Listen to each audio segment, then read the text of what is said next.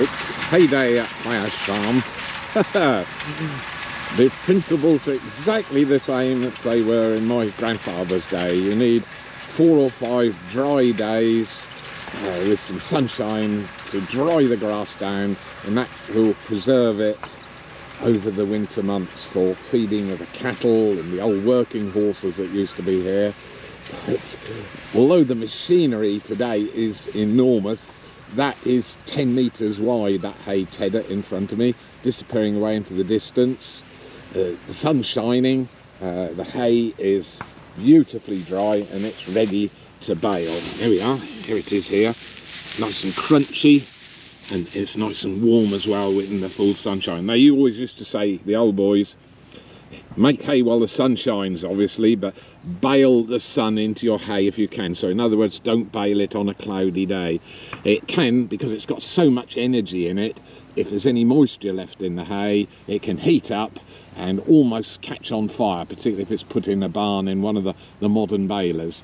But years ago, this was all stacked by hand and taken to a haystack in the farmyard and then stored till it's used later in the year. And all the work was done by hand back then. Now enormous machines, and we'll visit the other side of the field in a few minutes. This field is 30 acres and that will produce about 250 bales of hay, we hope.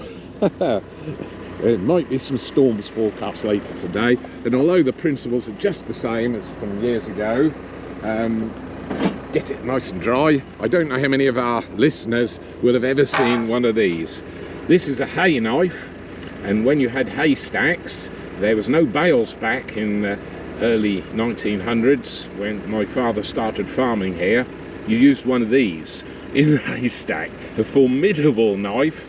Give you an idea, it's 3.5 feet long. There's my hand on it, there's the blade, and you would push down into the haystack and cut the hay into wadgers and take it off with a pitchfork. Huge handle here with a cast iron wrap around it, and it weighs well over 8 kilos, I suppose, something like that. So beautifully razor sharp edge still here on the edge of it, and so perfect machine for cutting the hay by hand. Remember, it was all done by hand with horsepower. Now we're using massive tractors and horsepower. And right, we'll go to the other side of the field and see if we can catch up. We're tedding the hay here, this side of the field, and the other side is something called a windrower. And we'll go and see if we can find a windrower. We're going to drive all the way across this field to try and find it. As it's hilly, the tractors just disappear into the distance. See you in a minute.